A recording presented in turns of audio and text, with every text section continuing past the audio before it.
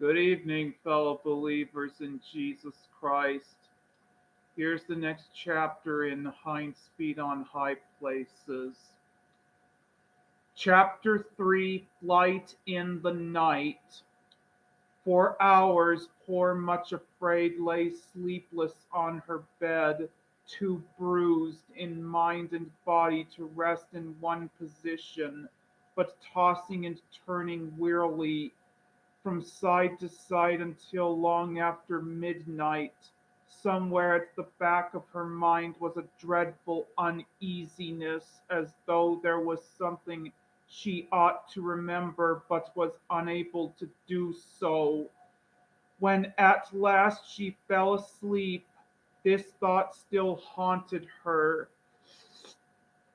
She woke suddenly an hour or two later, her mind intensely alert, conscious of an agonizing pain such as she had never known before.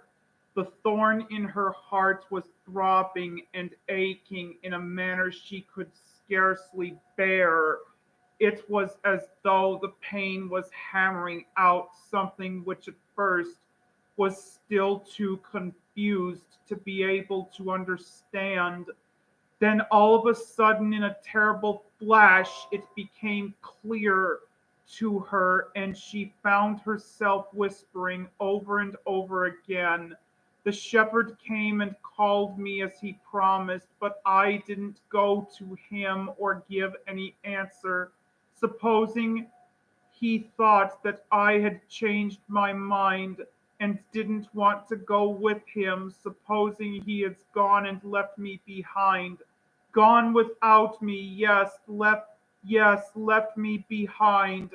The shock of this thought was awful. This was the thing she had forgotten. He would not be able to understand why she had not gone out to him as he had told her.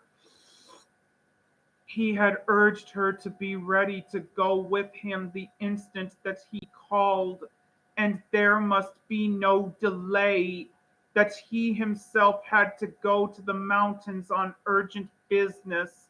She had not been able to go even to the trysting place as usual that evening. Of course, he would think that she was afraid. Perhaps he was gone already and alone. Much Afraid turned icy cold and her teeth chattered, but it was the pain in her heart which was the most awful part of her distress. It seemed to suffocate her as she lay there in bed. She sat up, shivering with cold and with the horror of the thought. She could not bear it. If it had gone and left her be if he had gone and left her behind. On the table beside her lay the old song book. Glancing down at it in the light of the lamp, she saw it was open at the page whereon was written a song about another shepherdess. She, just like herself, had failed to respond to the call of love, and then found too late that love had gone away. It had always seemed to her such a sad song that she could hardly read it, but now as she read the words again in the dark loneliness of the night, it seemed as though it was the cry of her own forlorn and and terrified heart. By night on my bed I sought him, he whom my soul loveth so. I sought, but I could not find him. And now I will rise and go out in the streets of the city and out on the broad highway, for he whom my soul loveth hath left me and gone away. The page in the little song book ended there, and she did not turn the leaf. Suddenly she could bear the uncertainty no longer. She must see for herself. at once. If he really had gone away and left her behind, she slipped out of bed, dressed herself as quickly as her shaking fingers would permit, and then unlocked the cottage door. She too would go out into the street and the broad highway, and would see if she could find him, would see if he had gone and left her behind, or oh, if only it were possible, if he had waited to give her another chance. Opening the door, she went out into the darkness, a hundred craven fears lurking in the lonely street could not have deterred her at that moment, for the pain in her heart swallowed up fear and everything else and drove her forth. So in the dark hours, just before the dawn, much afraid, started off to look for the shepherd.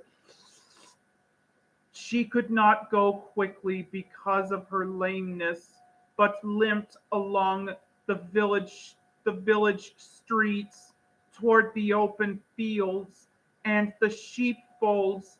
As she went, she whispered to herself, "O shepherd, when you said that love and pain go together, how truly you spoke.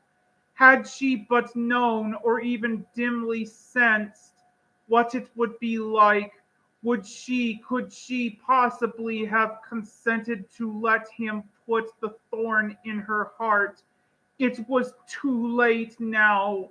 It was there, love was there, and pain too, and she must find the shepherd at last. Limping and breathless, she came to the sheepfolds, still and silent in the dim starlight. One or two under shepherds were there, keeping watch over the flocks through the night, and when they heard footsteps approaching, they rose up from the ground and went to meet the intruder. Who are who are you? They challenged her in the darkness, then started then correction, then stared in amazement as their lanterns flashed on the white face and frightened eyes of Much Afraid. Is the chief shepherd here? She gasped as she leaned against the wall of the sheepfold, panting and trying to recover her breath. No, said the watchman, staring at her curiously. He left the flocks in our charge this night and gave his orders. He said that he had to make a journey to the mountains as he often does, and did not say when he would be back. Much Afraid could not speak. She moaned and pressed her hands to her heart, feeling as though it would break. What could she do now? He was gone. He had thought that she did not want to go and had not waited for her. Then aching with despair as she leaned tremblingly against the wall of the fold, she remembered the shepherd's face and the loving kindness of the look with which he had invited her to accompany him to the mountains.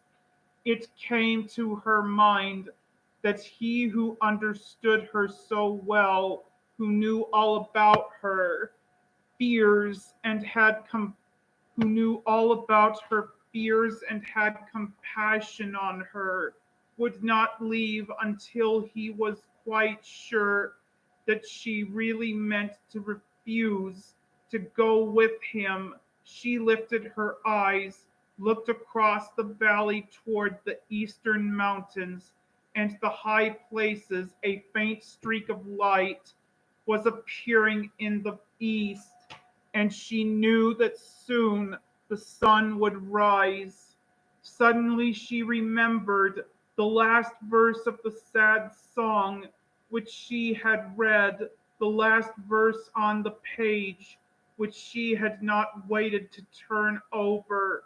It came whispering into her mind just as a little bird began to sing in one of the bushes beside her.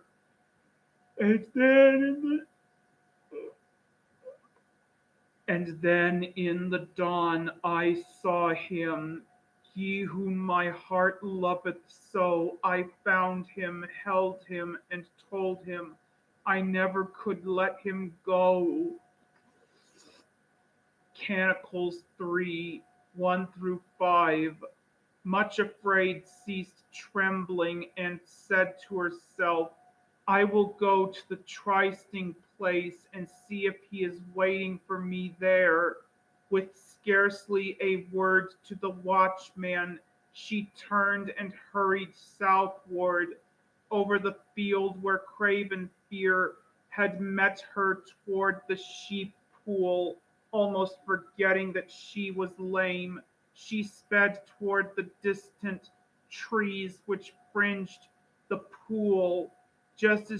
Just as the sky turned red above the mountains, the joyous babbling sound of cascading water reached her eyes, and as she hurried forward, much afraid, suddenly found a cascade of song pouring forth from her own heart. He was there standing by the pool, looking toward her with the light of the sunrise shining on his face as much afraid stumbled toward him. He stepped quickly to her side and she fell at his feet, sobbing, Oh, my Lord, take me with you as you said. Don't leave me behind. I knew you would come, he said gently, but much afraid. Why were you not at the trysting place last evening? Did you not hear me when I passed your cottage and called? I wanted to tell you to be ready to start with me this morning at sunrise. As he spoke, the sun rose fully over the peaks of the mountains and bathed them both in a lovely golden light. I am here, said Much Afraid, still kneeling at his feet, and I will go with you anywhere. Then the shepherd took her by the hand, and they started for the mountains.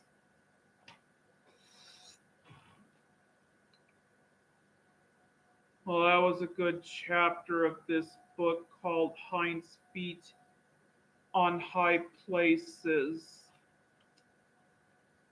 May it bless and minister unto all of you, fellow believers in the faith, and have a wonderful day in the grace of Jesus Christ as the time gets redeemed and the gospel gets preached to the world.